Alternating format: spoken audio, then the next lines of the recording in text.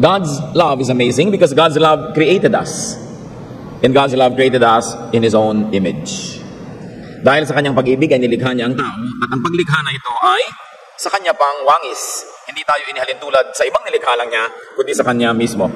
Genesis 1:27, so God created man in His own image. In the image of God, He created him, male and female, He created them. And God created us for companionship. Nilikha tayo ng Panginoon, kawangis niya, para na sa ganon ay tayo'y bagay, magkapares, magkamatch. Because God desires, God so wishes, that there will be companionship between Him and His people. And among the people that He also created. Genesis 2:18, the Lord God said, it is not good for the man to be alone. I will make a helper suitable for him. So alam niya na mas mainam at kinrate niya na ang tao ay mangangailangan ng kapwa at kakailanganin din ng kanyang kapwa. James 2:23, Abraham was called God's friend. And what is friendship for? But for companionship. To enjoy one another and one another's presence. John 15:15, I have called you friends. Sabi ng Panginoong Jesus. So galing sa Diyos Ama at sa Diyos Anak, nakikipagkaibigan sa tao. God created man to fellowship with Him and with other human beings. And in fact, God saved and continues to save man so that the fellowshipping could continue.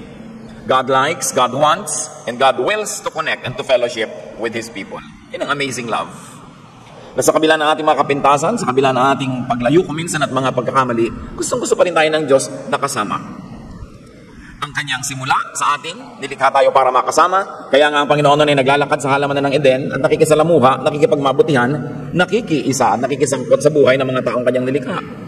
At noong ang tao ay nagkasala, ay gumawa pa ang Diyos ang paraan na mapabalik sa kanya ang tao at ang plano niya hanggang kahuli-hulihan, pagsasama pa rin. 1 Thessalonians 4:17, after that, we who are still alive and are left will be caught up together with them in the clouds to meet the Lord in the air, and so we will be with the Lord forever. Tinutukoy dito ang mga panahon na ang taong nilikha ng Diyos ay lahat ay uuwi at babalik na sa Kanya at makakasama yung lumikha habang panahon. God's love allows us to live, and not only live, but to live one distinct life. Wala siyang ginawang taong magkamukha kahit makambal. Ang gusto ng Diyos sa tao, maranasan niya na maging bukod tangi, isa, unique, walang kopya. At nang sa ganon, sa kanya lang mata makikita niya ang daigdig at siya ay kailangan ng kapwa dahil walang pwedeng pumalit sa kanya. But God connected us with Him and to other individuals through design.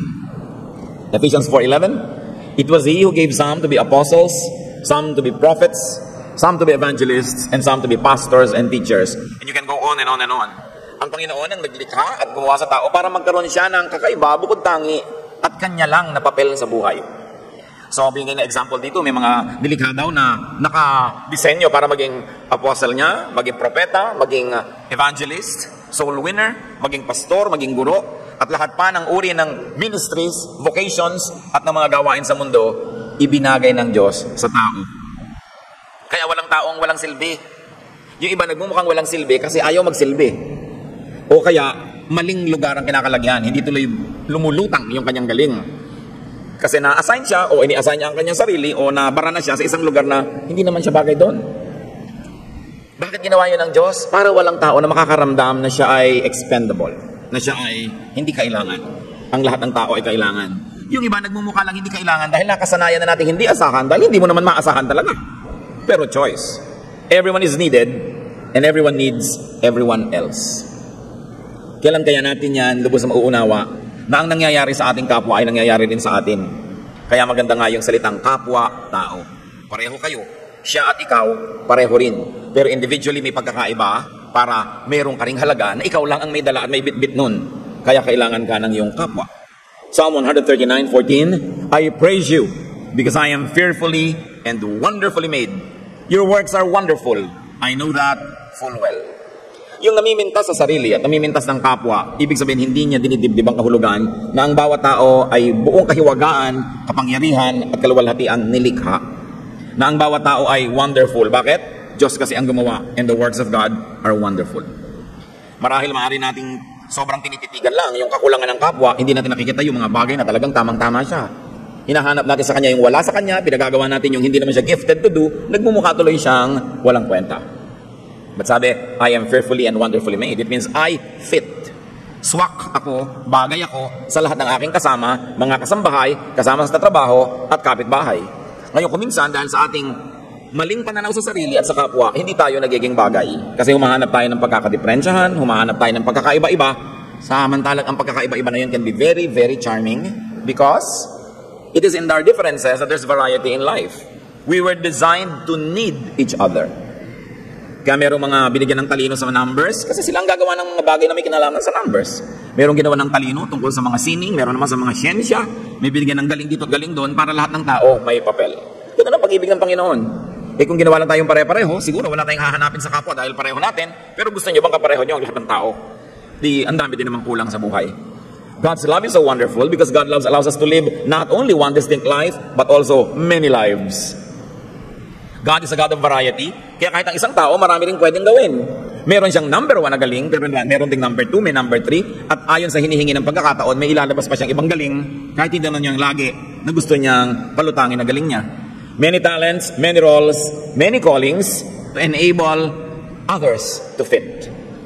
So binibigyan din niya tayo ng kakayahang magpasensya, umunawa, magpatawad, umibig, para yung mga ibang bahagi ng pagkatao ng kapwa natin ay ating mapagpasensyahan, mapatawad, matanggap. Doon ginagamit yon. At nang sa ganoon, laging merong pagkakaisa. Si Pablo, meron siyang likhas na pagkatao at malinaw na identity, pero sabi niya sa 1 Corinthians 9, 20-22, to the Jews I became like a Jew. To those under the law, I became like one under the law. To those not having the law, I became like one not having the law. To the weak, I became weak. I have become all things to all men. At ang goal daw niya, to win people for Christ. Hindi ba kaya din natin gawin yun? Kung yung kasama mo conservative, pwede ka rin naman mag-adjust na medyo conservative ka para mag-fit kayong dalawa. Maakay mo siya, mamahal mo siya, mahalin ka rin niya, madala mo siya sa Panginoon. Sa mga taong masisiglat, mabibilis, pwede ka rin bumilis-bilis para hindi ka maiwan. Sa mga taong medyo mabagal-bagal, pwede ka rin mag-adjust para hindi ka laging naiinis at naiiwan sila. Marami tayong pwedeng gawin. Kuminsan, hindi lang tayo nagkakasundo-sundo, hindi tayo nagkakasama-sama, hindi tayo nagkakaisa-isa, kasi binubuo natin sa loob na hindi makipagkasundo, hindi makipag-isa at maging iba. Kasi pwede tayo mag-adjust. We are fearfully and wonderfully made. Pati nga human body, may mga tao na nga na nabundol, nahulog sa tulay, nahulog sa ilog, nag-shoot pa doon sa kaila-ilaliman, nabuhay pa. Kasi ang katawan ng tao, ang dami din niyang kakayahan para mabuhay. Kung minsan, sabi nga ng isang bulate talaga hindi pumipirma, pero buhay ka pa rin, talaga ayaw pumirma ng isang bulate. So buhay ka pa. Ang haba-haba ng extension ng buhay, ang daming pwedeng gawin, ang daming pwedeng magawa, matanggap. Kung hindi nyo matanggap-tanggap ang kaisa-isa nyo halimbawang biyanan, hindi nyo lang ginagamit yung kakayahan nyo na tumanggap, magmahal at mag-accommodate. Choice nyo lang yun. Nagmamatigas din kayo ng ulo. Diba? Kung gusto ba naman gumigising ng biyanan nyo ng 3 a.m., kayang-kaya nyo sabayan. Diba? Matulog na lang uli kayo kung gusto nyo. Pero kung talagang ayaw ninyo, kahit na 8 a.m. siya gigising, gusto nyo pa rin 10 o'clock kayo, hindi pa rin kayo magkakasabay. Every willing heart will find a reason to do the good thing. Every unwilling heart will find an excuse not to do it. So it's only a choice. Meron kayong kapatid, kung minsan dalawa lang kayong magkapatid, hindi pa kayo magkasundo. Kasi nagpapasya kayong hindi magkasundo. Kahit anong ugali niya, kung magpapasya kayong tatanggapin nyo yon, pakikibagayan ninyo, pagpapasensahan nyo, patatawarin kung kailangan, tiyak na magkakasundo kayo. Basta merong dalawang hindi nagkakasundo, pareho kayong may mali. Siguro mas malaki lang yung mali nung isa o siya lang yung nagsimula, pero ikaw naman yung pinakahuling gumawa ng mali din. Kasi lagi natin sinisisi ang iba, lagi natin ipinipilit yung standard natin sa iba, yung gusto nating salita nila, kilos nila, speed nila, kaya hindi tayo makasundo. Something's wrong with us because we are fearfully and wonderfully made. Kaya nyo yan. Pag may sinasabi ko, kaya mong makisama dito sa manugang mong tamad, kaya mo yan kung gugustuhin mo talaga. Pag ginusto, pwede. Walang hindi nakakaya ang tao pag ginusto at sa tulong ng Diyos. So pag may mga awayan kayo dyan, ng mga hidwaan mga tagal, kayo rin na may kasalanan yan. Because sabi ni Paul nga, to the Jew, he could be a Jew. To the Gentile, he could be a Gentile. Alam niyo ba ibig sabihin ng isang Hudyo na nag-a-adjust sa Gentile? Malaking adjustment yon. Tapos ang lakas ng karakter niya, pero sa niya, to the weak, I'm weak. Yung ayaw kumain ng balot, kahit gusto-gusto ko, hindi nila ako kumakain. Pagkakasabay siya, kasi nahihilo siya pag nakikita niya kinakain ko yung ulo ng bibe. Diba? Pwede naman ako mag-adjust. Pwede ko namang i-adjust yung volume ng tugtog eh. Pwede namang hindi ko wasakin yung tenga ng kapitbahay ko. Pero nag-aaway kami kasi pinipilit ko lakasan. Ipinipilit kasi natin yung sarili natin. Gamitin natin yung lakas at kapangyarihang ibinigay ng Diyos sa tao to accommodate, to fit in, and to let others fit in. Kung minsan grupo kayo, para kayong mafia, merong bago sa opisina, hindi na makasali-sali kasi ayaw niyong pasalihin. Binupwera niyo talaga, choice niyo yun. But you can choose to be nice. And what's important about God's love, pinag-uusapan natin ito para yung love natin sa kapwa, maging tulad ng God's love. God's love accepted the fallen us. The fallen Adam and Eve, the fallen Cain, were still loved. In fact, we're loved all the more by God. Yun ang amazing. God is so gracious. Sabi ng God, the moment that you eat this forbidden fruit, you will die. Kinain. Pagkatapos, nagtakip sila ng mga damo-damo sa katawan nila dahil sabi ng Panginoon, bakit kayo ganyan ang mga itsura nyo, nagtatago kayo at may mga suot-suot kayong miserabling daon-daon? Kasi po na-realize namin hubad kami. Alam niyo ginawa ng Panginoon? Hindi naman niya pinatay yung dalawa eh. Genesis 3:21, the Lord God made garments of skin for Adam and his wife and clothed them. Di ba amazing love? Kung tayo sinabi natin, pag hindi mo ginawa yan, ayoko na sa'yo, tao lang kasi tayo at pinipilit natin maging tao lang, imbes maging katulad ng Diyos, pag na-disappoint tayo, papangatawanan natin, sige, ayoko na sa'yo, nagkakahiwalay tuloy. Pero nung yung tao, bumagsak, nagkamali, anong ginawa ng Panginoon? Iginawa pa ng damit. Ang hubad pala kayo, nalaman nyo ng hubad kayo, halik kayo, igagawa ko kayo ng designer leather clothes to cover their nakedness. That's amazing love. Si Cain, first murder in the Bible. Pinatay ang kapatid. You'd think God would destroy him and pulverize him. Genesis 4:15, then the Lord put a mark on Cain so that no one who found him would kill him. Tinatakan pa ng Panginoon si Cain sa kanyang noo para kung makita ng mga taong nais ipaghiganti yung kamatayan ng kapatid, igalang, huwag galawin. Amazing love. Hindi lang basta love. Protection, not condemnation. Parang yung sinasabi sa batas ng Israel, ang babae nangangalo niya, batuhin hanggang mamatay. Nung iniharap kay Jesus, sabi ni Lord, kung sino yung walang kasalanan, mauna na, ipinrotect din. That's amazing. And if you don't agree with that, bring your case to God. God talaga yung gumawa ng damit. God talaga yung nagpatawad. God yung naglagay ng mark. If you're uncomfortable with that, then have a talk with God about it. But me, I'm amazed with God's love. And I thank Him for His love kasi it could be me. Gusto niyo siguro, patayin si Adan at si Eva, patayin si Cain. Kung kayo yung si Adan at si Eva, gusto niyo patayin kayo? Kung kayo si Cain, na pinagdiliman ng isip, nagkamali, mali na kung mali, pero nung nalaman niyo ng mali kayo, anong gusto niyo? Di ba patawad? Pagtanggap na walang patakaran. Alam niyo, kumisan tayo, tao, relihiyon, lipunan, mas mahigpit pa sa Diyos. Kaya hindi magkasundo-sundo. Ang buong sangkatauhan, sobra na ang pagsuway sa Diyos, dapat nang lipulin ng mundo. Anong ginawa ng Diyos? Romans 5:8. But God demonstrates His own love for us in this. While we were yet sinners, Christ died for us. Siguro pwede kang mamatay para sa isang mabuting tao, pero pwede ka bang mamatay bilang sakripisyo para sa isang makasalan at masamang tao? Yun ang ginawa ni Jesus. Yun ang ipinagawa ng Diyos Ama sa Kanya. Amazing love. Hindi basta love the way we know it. Na I love you if you love me. I love you if you give me your money. I love you if you give me your time. I love you if you are faithful. I love you if you are kind and good and nice and thoughtful. Yung love na may kondisyon. Yun ang love ng fallen man. But the love of God is unconditional. God loves people even in their fallen state. Kaya amazing. It's unconditional. It's a love in spite of, not because of. Don't let religious propaganda and blackmail deceive you into mistaking God as unkind and unloving. Siyempre, gusto naman ng maraming relihiyon, takutin ng tao, nagalit ang Diyos sa'yo. Galit na galit ang Diyos sa'yo, kaya mag-donate ka na mag-donate para mawala ang galit niya. Mga pang-blackmail. Ang Diyos ay napakabuti.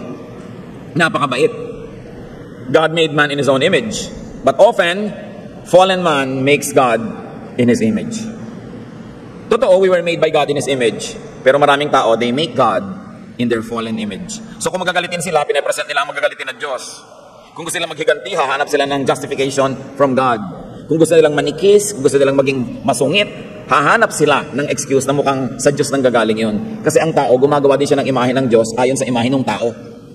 Kaya makikita nyo ang mga iba't ibang lipunan, iba't ibang kabihasnan, yung mga Diyos nila na sinasamba, actually is a reflection of their own values, reflection of their own warlike character, kung warlike sila.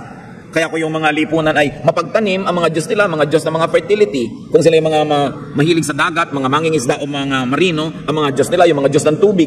Kasi gumagawa sila ng imahe ng Diyos sa sang-ayon sa kanila mismong sariling imahen. Baligtad. We should make our image in the image of God, not God in our image. Because sometimes we project our own beliefs, we project our own moods and our own sentiments on God and make God say what we like to say so that we could be justified. Baligtad yun. Dapat yung tunay na image ng Diyos ang lumulutang. God loves and saves us from ourselves through laws and limitations and consequences. Ang pinakamalaking panganib sa ating kaluluwa ay hindi nagmumula kay Satanas. Hindi nagmumula sa iba, nagmumula sa ating sarili, sa ating kalooban. Kaya ang ginawa ng Diyos to protect us from our own selves from our self-destructive ways. Nagbigay siya ng mga batas, mga hangganan, mga takda, at mga bunga ng mga paglapastangan at paglabag dito. Naglalagay ang Panginoon ng proteksyon. Halimbawa, si Paul, ang galing-galing, edukado, magandang lahi ang pinanggalingan, maraming alam, very successful sa ministry, very financially independent from many people. Pwede na siyang maging mayabang dahil ang dami-dami niyang katangian. Pero ang sabi niya sa 2 Corinthians 12:7, to keep me from becoming conceited, because of the surpassingly great revelations, there was given to me a thorn in my flesh to torment me. Hindi sinabi kung ano, pero sabi niya, para iiwas ako ng Diyos na maging mayabang, binigyan ako ng isang napakahirap na kalagayan na lagi na lang nagpapahirap ng buhay ko. Sabi niya, ilang beses ko idinalangin sa Diyos sa tanggalin ito, pero di niya tinanggal, so tatanggapin ko na lang. Marunong ang Diyos. Bakit hinayaan ng Diyos halimbawang matadtad ka ng peklat? Baka naman ang kinis ng balat mo, ipaghampasan mo yung mga legs mo sa lahat ng sulok ng Metro Manila. No? Bakit halimbawa binigyan kanya ng parang physical limitation? Baka kung sobra kang naging maganda, yumabang ka, umapariwara ka tuloy. Mabuti na yung walang natutukso sa'yo. Diba hindi ka napapariwara? Kesa sa pinaghahangaran ka ng lahat ng lasing na dumadaan, napapahamak ka. Meron tayong mga limitasyon na inirereklamo natin sa Diyos. Bakit ako ganito? Bakit ako ganon? Hindi niya yata ako mahal. Bakit niyo ako ginawang ganito? Mahal ka nga, kaya nilagyan ka limitasyon. At nilinaw sa atin niya ni Paul, para hindi ako yumabang, binigyan ako ng kapintasan o kahinaan. Inililigtas ang ating espiritu sa mas delikadong mga panganib pa. People with great gifts and talents and powers have built-in fuses, weaknesses, and it becomes their protection. Di ba ang bahay kaya may fuse? Di ba ang bahay kaya may circuit breaker? Mga building, pag merong maling lakas ng kuryenteng pumasok at baka masunog ang bahay mo, magtitrip yung fuse. Hindi niya papadaanin yung kuryente. Yung iba naman, para padaanin yung kuryente, lalagyan ng direktang kawad. Kaya nga nagtitrip yun para huwag pumasok yung kuryente dahil delikado. Ganon din tayo mga tao. May mga fuse. Meron lang, hanggang doon lang ang kaya mo. Kaya talagang pag sinaabuso mo na yung sarili mo, sobra ka nang aantukin, baka mapasandal ka lang, tulog ka na. Kasi magtitrip ka na eh. Low bat ka na, kailangan ka na mag-recharge. Nilikhahan ng Diyos may ganun mga limitasyon. Kaya huwag tayo lagi nagagalit na may mga limitasyon. Tayo nagdaramdam at ayaw nating tanggapin yun. Sabi ni Paul, sa ikabubuti ko rin yun. Dahil mahal ako ng Diyos. May limitasyon. Kaya pag sabing, bawal dito, huwag kang pumunta dito. No parking here. Park at your own risk. May mga nalalaglag na mga bato, magpa-park ka doon, risky, kaya may bawal. Huwag kang mag-park doon, para sa kabutihan mo. Dapat ang tao masunurin sa ganyang mga limitasyon kasi mapapahamak siya o ang kanyang kapwa pag hindi niya yung ginalang. God's love accompanies us everywhere, all the time. Proverbs 15:3, the eyes of the Lord are everywhere, keeping watch on the wicked and the good. Yung keeping watch, hindi ito para mahalin niya yung good at paluin niya yung bad. Walang sinabing ganon. Interpretasyon na lang yan ng mga tao. Kapwa niya binabantayan ang mabuti at masama. Pareho. The Lord sends rain both on the just and the unjust. The sun shines on both the good and the bad. People always want to punish the fallen and the imperfect. But God's amazing love does not do that. Minamahal niya kahit yung fallen. Tayo, pagka medyo nagkasala, nagkasala naman siya eh. Meron pa akong kausap, yung pumpinsan ko namatay na, lung cancer. Kasi naman, sigarilyo siya ng sigarilyo. May kasama na agad na blame, ha?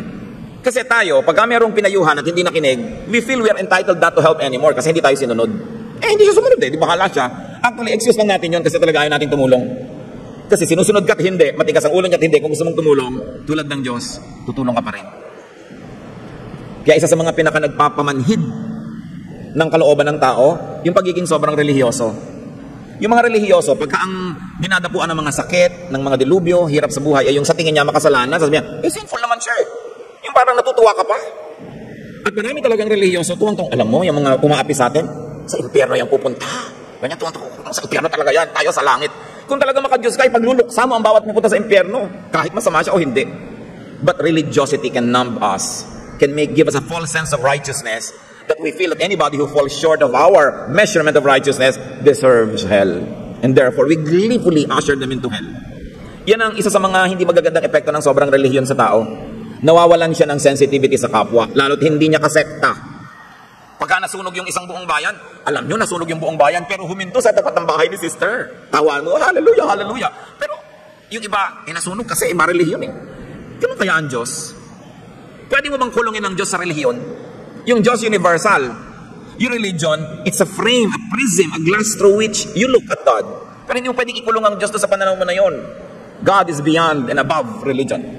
But religion limits God to the congregation. Parang sila lang ang may Diyos. Hindi tayo mahihiwalay sa Diyos kahit anong mangyari. Sabi sa Romans 8:38 and so on. I am convinced that neither death nor life, neither angels nor demons, neither the present nor the future, nor any powers, neither height nor depth, nor anything else in all creation will be able to separate us from the love of God that is in Christ Jesus our Lord. Walang anumang kapangyarihan, liwanag o dilim, taas o baba, lapad o kitid, walang kapangyarihan pwede maghiwalay sa atin sa Diyos sa pamamagitan ni Jesus. All religious people love to make this amazing love exclusive to them, di ba? Wala, kahit na sabi mo, malayo ako sa Diyos, kala mo lang yun, malapit siya sa'yo. Kahit pinipili mong lumayo, wala ka naman pwedeng puntahan na wala doon ang Diyos. Again, another religious blinder, gusto nila, sa kanila lang nandun ang Diyos. Pero God loves all the people that He created. Matthew 28:20, and surely I am with you always, to the very end of the age. Pagka kayo'y nadadaya, na kayo'y nag-iisa, alalahanin niyo yung Romans 8. Pagka kayo nagkakamali, nadarapa ang pakiramdam nyo, galit sa inyo ang Diyos. Siyempre, hindi natutuwa ang Diyos kung nagkakamali tayo. Pero mahal ka pa rin ang Diyos. Parang magulang, kahit hindi natutuwa, mahal mo pa rin yung anak mo. Hindi ka natutuwa, napapahamak siya, hindi ka natutuwa, may ginagawa siya hindi maganda, pero mahal mo pa rin. Kaya parang mali, pagka yung magulang, conditional na yung love. Hindi na kita mahal kasi 7 taon ka na sa high school, yung mga ganon. Kahit 15 taon, hindi mo ikinakatuwa, pero mahal mo pa rin, anak mo yan eh. Sa'yo naka-assign yan, kaya sa'yo ibinigay ng Diyos para ikaw magmahal. Sino gusto mong magmahal sa Kanya? Ang principal. Assignment mo yun eh, kaya sa'yo binigay. So dibdibin mo yun. Yung pamilya dapat walang patakarang pagmamahal. Hindi pang kukonsente, pero alam mo dapat, kahit anong mangyari may pamilya ako, may magmamahal sa akin. Kung minsan sa ating mga pagiging isip bata, nasa samantala natin yun, yung ganong katotohanan. May exploit natin. We don't do our best. Pero pag nang mature tayo, marirealize natin, napakasarap na may ganong kang pwedeng uwian na laging alam mo, tatanggap sa'yo. Hindi ka lang tatanggapin kung good looking ka, kung healthy ka, kung okay ka, kundi kahit ano. At kahit pa nga ang mga human parents na pinakamalapit na ang love sa godly love, nagkukulang pa rin kuminsan, ang Diyos hindi. Tatandaan mo, kahit gaano ka kabigo, kahit gaano pa kasama ang nagawa mo, kahit gaano pa karumi ang nahulugan mong kanal, mahal ka pa rin ang Diyos. Nothing can separate you from the love of God. And that same love is a love that we should give to one another. Hindi tayo judges ng isa't isa. We are extensions of God's love. Kung minsan akala natin hindi kaya ng Diyos na magturo sa nagkakamali, so pinipilit natin na tayo yung magturo, tayo yung magtuwid, tayo yung magtama. Alalahanin niyo sa Jesus. Sabi niya, o kung sino sa inyo ang walang kasalanan, bumato na. So may liko, gusto mo ikaw magtuwid, sasabihin ni Lord, o sige, kung talagang tuwid na tuwid ka, wala kang kalikuan, o sige, ituwid mo. Disiplinado ka, perfect ka, o sige, mang-disiplina ka. Pero kung hindi ka ganun, magmahal ka na lang. Patuloy ka rin siyempre magturo, umakay, mag-inspire, but don't judge. Even Jesus is not yet in the business of judgment. He's still saving people. Naguunahan pa natin kumisan yan. God's love guarantees our oneness with Him. Ano ang ating patunay, katiyakan, na tayo hindi mawawalay sa Kanya? He gave us His Spirit. Kung minsan, may boyfriend ka, bibigyan ka ng singsing, patunay na ikaw lang, yung pala sa loob ng singsing, yung pangalan, to whom it may concern. Ang dami nyo palang nabigyan nun. Pero kung minsan may tumutupad, pero madalas hindi rin naman natutupad. Singsing lang ang binigay sa'yo eh. Kayong dalawa, pipirma ng kontrata, marriage contract. Madalas hindi rin natutupad yung mga stipulations dyan, yung mga detalye. Ang Diyos, ano binigay sa bawat tao? Hindi sa isang church ha, sa bawat tao. Anong ibinigay niya? Ang Espiritu niya. Paano babawiin ng Diyos yung Espiritu niya? Nakalahok kaisa ng Espiritu ng tao.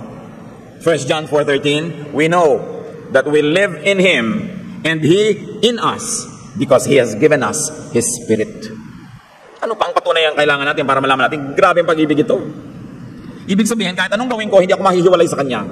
Tatakpan niya ng pag-ibig, huhugasan niya ng dugo ni Jesus, mamahalin niya ako dahil ang Espiritu namin hindi pwedeng paghiwalayin. Walang bawian. Sa simula pa lang sa creation, ibinigay na niya yung Espiritu niya sa tao. Pagkatapos, nung ang tao ay nagkamali, ibinigay niya ang kanyang anak. He gave us His Son. Parang renewal ng relationship, renewal ng wedding vow. Na parang sinasabing, nagkamali ka man, nalayo ka man, heto, gumagawa ako muli ng paraan na sa pamamagitan ng anak ng Diyos, ang sangkatauhan ay makakabalik sa Diyos. Romans 5:10, for if when we were God's enemies, we were reconciled to Him through the death of His Son, etc., etc. I'm interested only in the first part of the sentence. Sabi, kung nung araw na tayo malayo sa Diyos, noon namatay si Jesus para sa atin. Ngayon pa ba na lumapit na tayo sa pamamagitan ng kanyang anak? Ngayon pa ba malayo ang Diyos? Kung nung araw na hindi mo pa tinatanggap si Jesus, noon naman siya namatay para sa iyo Ngayon pa bang tinanggap mo na? Ngayon pa mapalayo sa iyo ang Diyos Ama? Lalong hindi. Ano pa man ang mangyari, kasapitan mo sa buhay. God's love reunites us with Him forever. Bagamat tayo na Espiritu niya ay inilagay niya pansamantala sa lupang katawan para maranasan natin ang buhay dito, maranasan natin mamuhay kasama ang kapwa, at ang Diyos din sa pamamagitan ng katawan ng tao, at nandun ang Espiritu ng Diyos sa katawan na yon, ang Diyos man ay maraming nagagawa through and in creation. Sa oras ng kamatayan ng ating katawan, bumabalik ang Espiritu sa Diyos. Ecclesiastes 12:7, and the dust returns to the ground it came from, and the Spirit returns to God who gave it. Amazing death. Because death now brings you back to your original spiritual life with God. Romans 8:11, He who raised Christ from the dead will also give life to your mortal bodies through His Spirit who lives in you. Bakit si Jesus namatay at matapos mamatay ng 3 araw ay nabuhay na muli? Isang halimbawa ng gagawin ng Diyos sa bawat anak niya. Na mamatay man ang iyong katawan, mare-reconstitute that you will wear a glorified body and that we will be with the Lord forever. God is with His people in life and in death. Why? Because His Spirit is our spirit. 2 Corinthians 5:8. We are confident, I say, and would prefer to be away from the body and at home with the Lord. Iwan ko man yung katawan ko na yan, ang uuwian ko naman ay ang Diyos sa langit, di bali nang iwan ko yung katawan na yan. Bagamat ang mga katuruan ng Christianity ay nagsasabing ang katawan na yan ay muling bubuhayin in a glorified way. At sabi sa Psalm 23 verse 6, surely I will dwell in the house of the Lord forever. Sa Revelations 21, 2-3, na ipinapakita dito yung mga sinasabi ng sumulat na magaganap sa mga huling araw, I saw the holy city coming out of heaven from God, prepared as a bride beautifully dressed for her husband. And I heard a loud voice from the throne saying, now the dwelling of God is with men, and He will live with them. They will be His people, and God Himself will be with them and be their God. Sabi niya, sa darating na panahon na yon, ang kaharian ng Diyos ay bababa na para bagang isang babaeng ikakasal, bihis na bihis, gayak na gayak, walang lukot ang damit, walang dumi, parang isang babaeng ikakasal. Madalas gamitin ng Diyos ang relasyon niya sa church, ang relasyon niya sa kanyang mga anak, ang relasyon niya sa sangkatauhan, na parang relasyon ng isang babae at isang lalaking ikinakasal. Ibig sabihin, sila'y para sa isa't isa, sila'y bagay sa isa't isa, at habang panahon, sila ang magiging magkapareha. Yun ang ginagamit niyang metaphor. Pag-iibigan na hindi impersonal, very personal, very emotional, very, very real. Yung pagsasama ng isang mag-asawa. Bride and groom, couple forever. Siyempre, metaphor lang naman yun, isang talinghaga na ang kakahulugan lamang at gustong ipaliwanag yung pagiging isang-isa. The idea of aloneness is a big burden. It's a big lie. It's a big illusion. You are never alone. Nadadaya tayo ng ating sarili, nadadaya tayo ng ating emosyon, nadadaya tayo ng kapaligiran. Pag nagsesentimiento tayo at iniisip nating tayo'y nag-iisa, walang karamay, walang kakampi, walang nakakaunawa, walang nakakaalam ng kalagayan natin, it is not true because God's love never leaves us alone. Hebrews 13:5, never will I leave you, never will I forsake you. Parang Pinoy, ang pag-ibig ng Diyos, ayaw kang iwan. Bata pa lang, binabantayan ka na, laging may nakabantay. At kung kaya, lalo kung kaya economically, pagkapapasok, ihahatid ang bata, susunduin. Pag medyo lumaki-laki na, may chaperone, laging tinatanong, chinecheck, sinasamahan. At hanggang may asawa na, ayaw pag humiwalay ng nanay doon sa anak niya. Nandun pa, magkakasama pa sila. Hanggang mamatay ka na, hindi iniiwan yung patay, hanggang mailibing. Talagang laging may nakabantay. Akala mo may mga agaw, talagang binabantayan ka. At hindi natin iniiwan yung inililibang, hindi talagang sementado na yung nicho. Walang tumatalikod. We don't want to leave people from cradle to the grave. But infinitely more than that, ganun ang Diyos. Ayaw niya mang-iwan. Gusto niya tayong kasama. Hindi pa ba napakalinaw na gusto tayo ng Diyos kasama? Tinirhan na nga yung katawan natin, nandun na siya, kasama na nung espiritu natin doon. At pinlano niya yung forever and ever magkasama. Nang kung tayo nagtataksil, nagkakamali, anong kanyang reseta? Patawad. Para tuloy uli ang samahan. Yun namang mga nagkakamali, nag-aaway, hindi lang nagkakabalikan kasi hindi nagpapatawaran Pero oras willing ka magpatawad, nagkakabalikan. At At yun ang modelong binibigay sa atin ng Diyos. Walang hanggan, walang patakarang pagpapatawad. Therefore, tuloy ang fellowship. Pag umiral yung yabang, umiral yung pride, umiral yung tinatawag ko minsan kung ano-ano mga prinsipyo, hindi nagkakapatawaran. But all people were reconciled to God through the work of Jesus. Ayaw mo man o gusto na reconcile ka sa Diyos dahil sa ginawa ng Panginoong Yesus. Dahil siya namatay para sa lahat. For God so loved the world that He gave His only begotten Son, that whoever believes in Him will not perish, but will have eternal life. Hindi lang namatay si Jesus para sa ating kongregasyon. Hindi lang siya namatay para sa ating relihiyon. Namatay ang Panginoong Yesus para sa lahat ng taong nilikha ng Diyos. At dapat ang lahat ng tao mag-respond sa katotohanan na yon at makipagmabutihan sa Diyos. 2 Corinthians 5:19, God was reconciling the world to Himself in Christ, not counting men's sins against them, and He has committed to us the message of reconciliation. Yun ang mensahe ng Diyos sa atin, reconciliation. Kung may mensahe tayo sa ating kapwa, dapat din reconciliation. Sasabihin ba, ang layo ko sa Diyos, akala mo lang yun, nakipag-reconcile na sa iyo ang Diyos. Kaya dapat lang malaman mo yun, na nakipag-reconcile na. Pero alam mo mat hindi, nakipag-reconcile sa iyo. Laan, ipinatawad na ang dapat ipatawad, at laang tanggapin kang muli. Dapat lang ikaw ay sumagot na, oo, gusto ko rin makipagbalikan sa Diyos. Because God was reconciling not only a portion of the world, but the world to Himself. 1 Peter 3:18, for Christ died for sins once for all. Hindi yan for a chosen few, ha? Christ died once for all. The righteous for the unrighteous, to bring you to God. So dapat wala kang self-righteous feeling. Ako lang, para sa akin lang namatay ang Diyos. Para sa lahat namatay si Jesus. It is all, it's inclusive. It's not exclusive. Ephesians 2:13, but now in Christ Jesus, you who once were far away have been brought near through the blood of Christ. Kakaibang pag-ibig ito. Laging gumagawa ng paraan para makipagbalikan. Hindi yung nainis nilayasan, sinusuyo na ayaw pa. In other words, gumagawa ka ng paraan para huwag magkabalikan. Pero ang Panginoon laging nakikipagbalikan. Kaya mabilis bumalik. Alam nyo, pagka yung lalo na yung nagawa ng kasalanan, yung aggrieved party, willing magpatawad, di reconciliation na agad. Dahil siya naman yung dapat magpatawad, willing siya. Kaya nakakabalikan uli. God's love loves at all times. What are the great and powerful meanings of these truths? Kayo mga kapatid, anong kahulugan nito sa inyo? Na ganun umibig ang Diyos. Walang patakaran, walang hangganan, laging nagpapatawad, laging tumatanggap. Sasabihin niyo, baka umabuso naman yung iba. Tayo na nga yung mga abuso dun eh. At salamat ka doon ng Diyos dahil tayo mga abusero ang nakikinabang. Ba't naman ayaw mong makinabang yung ibang umaabuso rin? Sa lagay, ikaw na lang, sa abuso mo ang makinabang sa kabaitan ng Diyos. Tapos yung iba, wag mo ang pakinabang. The same door that you want to be open for you must be kept open for others. Don't burn the bridge over which you too needs to pass. Kailangan natin lahat yung ganung uri ng pag-ibig ng Diyos. God loves you. But remember this, God loves everyone else. Even those you don't love. Even the people you hate, God loves them. So alam natin kung anong dapat natin gawin bilang pagsunod sa halimbawa ng Diyos at kahit na lang bilang pagtanaw man lang ng utang na loob sa Kanyang walang patakarang pag-ibig. Haba-habaan pa natin ang pasensya sa kapwa. Luwag-luwagan pa natin yung loob natin para maraming tayong mapatawad. Dami-damihan pa natin ang pagmamahal. Bawas-bawasan natin yung pagiging saganang sa akin, sa paningin ko. Ito yung standard ko na wala nang makapasa-pasa. Kailangan tayong matuto, maisaloob natin kung ano ibig sabihin ng pag-ibig ng Diyos. Kahit masaulo mo lahat ng verses, kahit magaling kang kumanta o tumugtog o magturo o mangaral, kung hindi ka umiibig ng ganito, ibig sabihin walang talab sa'yo ang alam mo. Kailangan tablang ka nito. At ang talab ng salita ng Diyos, yung tayo nagiging mas maibigin.